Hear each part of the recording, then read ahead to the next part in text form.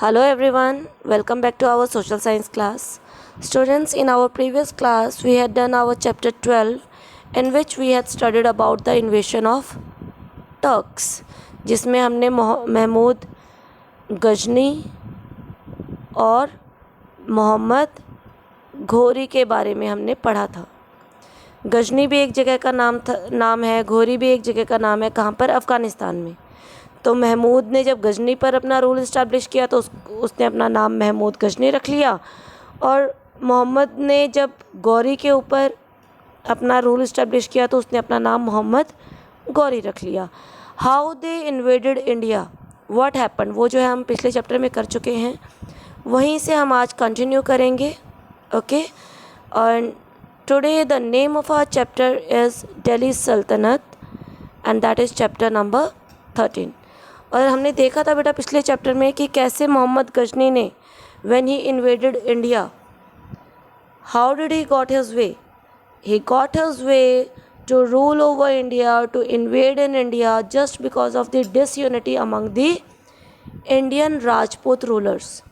जो Indian rulers थे उनके बीच में एकता नहीं थी, वो आपस में लड़ते रहते थे। उसी का फ़ायदा किसने उठाया? मोहम्मद गौरी ने उठाया था। तो उसने क्या किया, उसका फ़ायदा उठा के ही invaded India and conquered Punjab, Sindh and few other states. लेकिन 1191 में ही was challenged by Prithviraj Chauhan.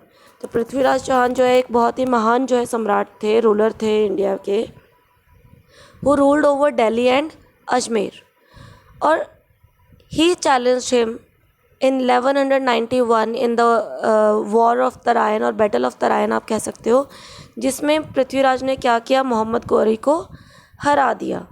और इसमें पृथ्वीराज चौहान का साथ बहुत सारे दूसरे राजपूत रूलर्स ने भी दिया, और मोहम्मद गौरी को जो है हार कर वापस जाना पड़ा इन 1191।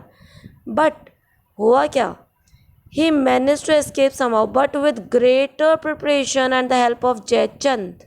अब ये जयचंद कौन थे? Jaichand was actually a friend of Prithviraj, लेकिन बिकॉज ऑफ सर्टन रीजन्स इनके बीच में कुछ डिस्प्यूट चल रहा था, तो इनके बीच की जो यूनिटी थी वो ख़त्म हो चुकी थी। इसलिए जयचंद ने नेक्स्ट टाइम क्या किया, पृथ्वीराज का साथ ना देकर उसने किसका साथ दे दिया? मोहम्मद गौरी का साथ दे दिया। उसने खुद जो है मोहम्मद गौरी को कहा, ये जाता है मतलब ये बताया जाता है कि जयचंद ने खुद जो है मोहम्मद गौरी को इनवाइट किया था कि तुम इस बार अटैक करो। एंड मोहम्मद गौरी ने जब कहा कि मैं अभी तो इतनी बुरी तरह हार के आया हूँ, तो उसने कहा कि now I will accompany you, मैं तुम्हारा साथ दूंगा।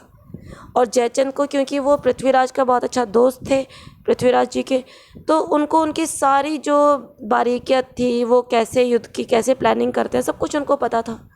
लेकिन वो अब रिवील हो गया, वो अब उसने सारी बातें किसको बता दी? मोहम्मद गौरी को बता दी। और इस तरीके से देखो, पृथ्वीराज चौहान के दोस्त की हेल्प से अब मोहम्मद गौरी क्या कर पाया, इंडिया पर उसने 92 में दोबारा अटैक किया, और इस समय उन्होंने पृथ्वीराज जी को हरा दिया। क्योंकि देखो बेटा, जब हम लोग ही आपस में मिलकर नहीं रहेंगे तो तीसरा इंसान क्या करेगा? फ़ायदा उठाएगा उस चीज़ का। वही चीज़ यहाँ हुई, जब ये सब एक साथ थे तो मोहम्मद गौरी को हार के वापस जाना पड़ा। लेकिन जैसे ही इनके बीच में डिसयूनिटी हुई, तो अब उसने अपना बदला लेने के लिए, जिस भी कारण से इनके बीच में डिस्प्यूट था, अपना बदला लेने के लिए इन्होंने क्या किया, दुश्मन का साथ दे दिया कि आओ हमारे देश पर अटैक करो। Though there were many rulers with Prithviraj Chauhan, he was defeated and killed। बहुत सारे लोगों ने जो है रूलर्स ने पृथ्वीराज का साथ दिया, लेकिन जो जयचंद थे वो पृथ्वीराज के खास थे। उनको मैंने अभी आपको बताया ना, उनको एक एक बात पता थी कि किस तरीके से वो युद्ध नीति करते हैं, उनकी रणनीति क्या है, और वो सारी चीज़ें उन्होंने मोहम्मद गौरी को रिवील कर दी। तो जब हमारी कमज़ोरी, हमारी ताकत सभी सामने वाले को पता होती है, तो वो कहीं ना कहीं हमें हराने में क्या हो जाएगा? कामयाब हो जाएगा। So in this way the Turks captured Ajmer and Delhi. तो अजमेर एंड दिल्ली पर किसका राज था? पृथ्वीराज चौहान जी का। तो उनको जब 1992 में तराइन के दूसरे युद्ध में घोरी ने हरा दिया, तो अब वहाँ पर किसका राज हो गया? टर्किश पीपल का। और लेटर ऑन, अब देखो उन्होंने तो अपना रूल इस्टेब्लिश करना था, तो किया क्या, 1994 में जयचंद वॉज आल्सो किल्ड। उन्होंने क्या किया? जयचंद को भी मार दिया। मोहम्मद घोरी रिटर्न टू घोर विद अ लार्ज बूटी, ही अपॉइंटेड कुतुबुद्दीन। अब उसने क्या किया, वो वहाँ से वापस गया क्योंकि उसको अपना जो वहाँ पे पीछे किंगडम साम्राज्य वो छोड़कर आया था वो भी उसको संभालना था। तो इंडिया में वो किसको डिप्यूट करके गया, किसको छोड़कर गया? ही लेफ्ट हियर कुतुबुद्दीन ऐबक, जो कि उसका एक बहुत ही खास उसका सेवक था। On 15 March 1206 Mohammad Ghori was killed by Khokhar soldier. Mohammad Ghori को 1206 में उसी के एक किसने सोल्जर ने, उसी के एक सिपाही ने क्या किया, मार गिराया। The command of Indian territory came under Qutbuddin Aibak who was Ghori slave. और इसलिए अब ये जो इंडियन साम्राज्य जिसके ऊपर घोरी ने रूल किया था, लेकिन वो वहाँ पर शासन के लिए किसको छोड़ के गया था, कुतुबुद्दीन ऐबक को। अब वो टेरिटरी पूरी तरीके से उसके कंट्रोल में आ गई। अब क्योंकि वो कुतुबुद्दीन ऐबक उसका सेवक था, किसका, मोहम्मद गौरी का वो सेवक था, दास था उसका, लेकिन बहुत भरोसेमंद था। तो इसलिए अब क्योंकि एक दास क्या बन गया, राजा बन गया, इसीलिए क्या हुआ, दास वंश की भारत में शुरुआत हो गई। स्लेव, स्लेव होता है बेटा दास, स्लेव का मतलब होता है दास। तो इस तरीके से भारत में दास वंश की शुरुआत हुई, स्लेव डायनेस्टी की शुरुआत हुई। You can see here in the map this complete area. This was under the control of the this complete was considered as the Delhi Sultanate. Okay, इस पूरे एरिया को जो है दिल्ली सल्तनत कहा जाता था। अब देखते हैं हम स्लेव और ममलूक डायनेस्टी। ममलूक भी इसी को ही बोला गया है, स्लेव को ही। तो अब इस वंश के दौरान हुआ क्या, ही कौन, कुतुबुद्दीन ऐबक, जिसने 1206 जब मोहम्मद गौरी की डेथ हो गई से लेकर 1210 तक शासन किया। He founded the slave dynasty as most of the rulers of the dynasty were slaves and children of slaves. अभी उसने जो अपनी डायनेस्टी इस्टेब्लिश की तो ऑफकोर्स वो खुद एक दास था, तो उसने अब जहाँ जहाँ पर अपने कुछ मिनिस्टर्स अपॉइंट किए वो भी कौन थे, उसने दासों को ही उठाया या उनके बच्चों को, और उनको जो है एज अ मिनिस्टर और रूलर्स उनको वहाँ पर इस्टेब्लिश कर दिया। Aibak establish a strong kingdom based on military power. उसने मिलिट्री सबसे ज़्यादा अपनी स्ट्रॉन्ग बनाई। He defeated Yalduz the ruler of Ghazni and freed Punjab from him. Punjab को आज़ाद करवाया, उसको अपने कंट्रोल में लिया। Aibak was a great patron of literature, art and architecture. उनको भी कला, संस्कृति, इन सब चीज़ों का, साहित्य का बहुत शौक था।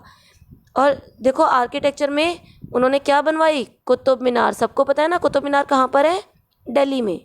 तो he built Qutub Minar and Quwwat-ul Islam mosque in Delhi. He also built a mosque known as Dhai Din का झोपड़ा।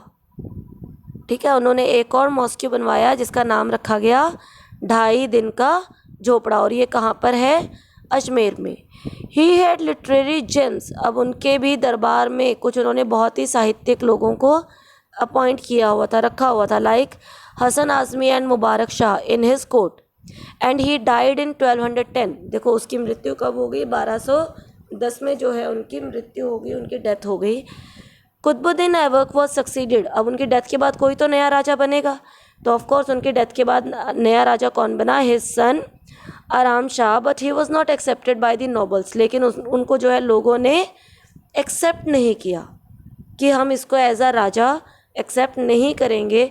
तो इस कारण से उनके जो दामाद थे, हिज सन इन लॉ, जिनका नेम था इल्तुतमिश। क्या नाम था बेटा, Iltutmish. He was the son-in-law, he was the दामाद of Qutubuddin Aibak, and the सूबेदार of बदौन was invited to rule। तो उनको बुलाया गया and he started to rule in the territory that was made by Qutubuddin Aibak. He defeated आराम शाह। उसने जो है आराम शाह को हराया। आराम शाह कौन था, ऑफकोर्स कुतुबुद्दीन ऐबक का बेटा। तो ऐसी तो वो कोई, अब उसका बेटा अपनी गद्दी क्यों छोड़ेगा, तो उसने क्या किया, उसने पहले उसको हराया एंड वहाँ पर जो है उसकी जगह पर फिर वो खुद सुल्तान बन गया। एंड ऑफ कोर्स क्योंकि लोग भी आराम शाह को नहीं बनाना चाहते थे तो लोगों ने भी क्या किया होगा, उनका साथ दिया होगा। So here are the pictures. He is Qutbuddin Aibak and he is Iltutmish. ठीक है बेटा, तो अभी हमने कुतुबुद्दीन ऐबक के बारे में पढ़ा, जिसने स्लेव डायनेस्टी शुरू की थी 1206 से 1210 तक। 10 में इनकी डेथ हो गई। उसके बाद इनके बेटे को राजा बनाया, but people were not satisfied. जो नोबल्स थे, जो दरबारी लोग थे, दे वर नॉट सेटिस्फाइड। तो उन्होंने किसको इनवाइट किया? उनके दामाद को, शमसुद्दीन इल्तुतमिश को। And he came there in that area and he defeated Aram Shah, जो कि कुतुबुद्दीन ऐबक के बेटे थे। And then he declared himself as the Samrat of the area. Now let us study about Iltutmish. He made Delhi as his capital. उन्होंने क्या किया? उन्होंने दिल्ली को अपनी कैपिटल बना लिया। He ruled from 1210 to 1236. At the time of becoming Sultan, he was controlled but he faced them bravely. He defeated his main rivals like Yildiz of Ghazni. तो उन्होंने क्या किया? उन्होंने अपनी टेरिटरी को बहुत अच्छे से संभाला, और जो भी उनके राइवल्स, ठीक है, राइवल्स मतलब होता है दुश्मन, तो जो भी उनके दुश्मन थे उनको उन्होंने बहुत अच्छे से कंट्रोल किया, उनको हराया। He defeated them. Iltutmish was an able and shrewd military administrator. Shrewd, very clever. तो वो एक बहुत ही क्लेवर मिलिट्री एडमिनिस्ट्रेटर भी थे। और कुतुबुद्दीन ऐबक ने भी, देखो हमने पढ़ा था कि उसने भी मिलिट्री पर काम किया था। He liberated the Turkish empire from Ghazni and other foreign powers and consolidated it effectively. अब गजनी, हमने महमूद गजनी के बारे में पढ़ा था पिछले चैप्टर में। तो गजनी ने जहाँ जहाँ पर अपना रोल इस्टेब्लिश कर रखा था, वहाँ पर भी उसने जो है अपने एम्पायर स्प्रेड किया, उनको हराया। And he established his own territories there. He diplomatically saved himself and Delhi from the wrath of Mongol conqueror. Mongol जो वॉरियर्स थे या राजा थे, उनसे स्पेशली उसमें अगर बात करें तो चंगेज़ खान, जो कि भारत के ऊपर अटैक करता जा रहा था, लेकिन उनमें से उसने दिल्ली को अपनी चालाकी से क्या करके रखा? बचा कर रखा चंगेज़ खान से। By not giving shelter to Shah of Khwarizm, who was being chased by Genghis Khan, and on the pretext that Delhi's climate would not suit him. अब देखो हुआ क्या, चंगेज़ खान से बच के जो शाह था वो वहाँ पर क्या शरण लेने आया, लेकिन इल्तुतमिश चालाक था, उसको पता था कि ये उसका आदमी है, यहाँ पर आया है, धीरे धीरे यहाँ की इन्फॉर्मेशन कलेक्ट करेगा, उसको बताएगा और फिर वो हमारे ऊपर अटैक करेगा। तो उसने जो है उसको शरण दी ही नहीं, वो उनसे शेल्टर लेने आया था, but he did not give them the shelter. उसको बहाना क्या बनाया? कहा कि यहाँ का जो क्लाइमेट है ना वो आपको सूट नहीं करेगा, और ऐसा कहकर उसने उनको अपनी शरण में नहीं लिया और वहाँ पर रहने नहीं दिया। So in this way he saved the Delhi, particular Delhi area from Genghis Khan. Iltutmish made many administrative reforms to strengthen his hold on Delhi सल्तनत.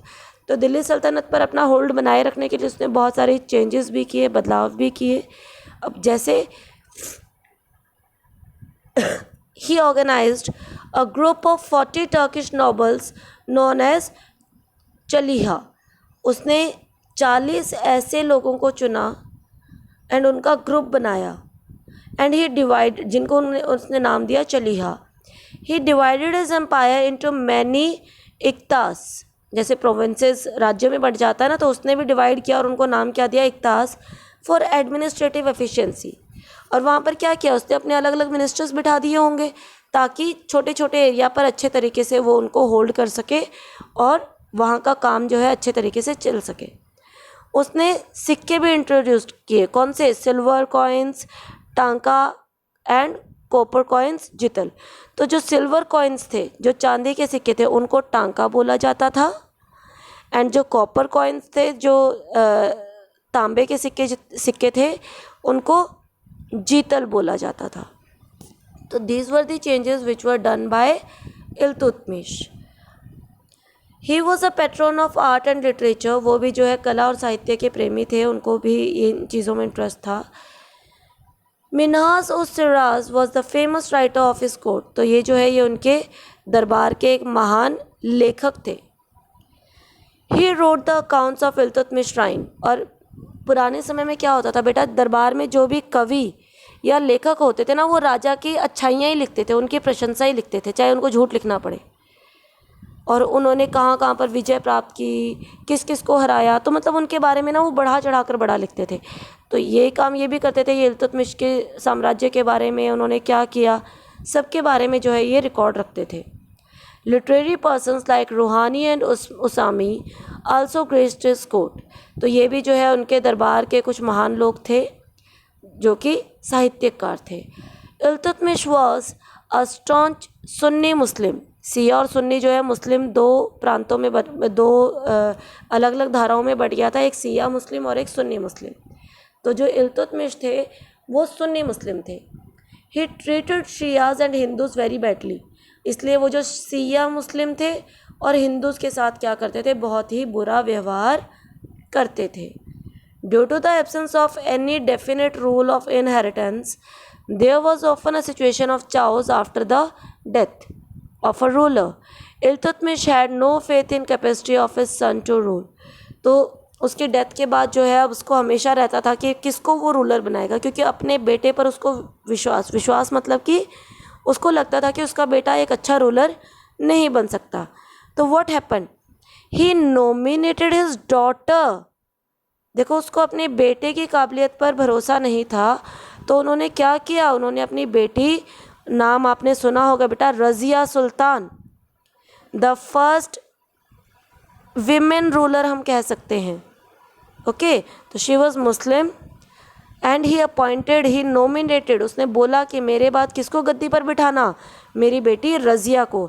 And she was an able and strong administrator. उनको पूरा भरोसा था कि मेरी बेटी जो है वो शासन को, देश को, साम्राज्य को बहुत अच्छे से संभाल सकती है। So students, here our today's class is over. In our next class, we'll study about the period of Razia Sultan. Now all of you take care and have a good day.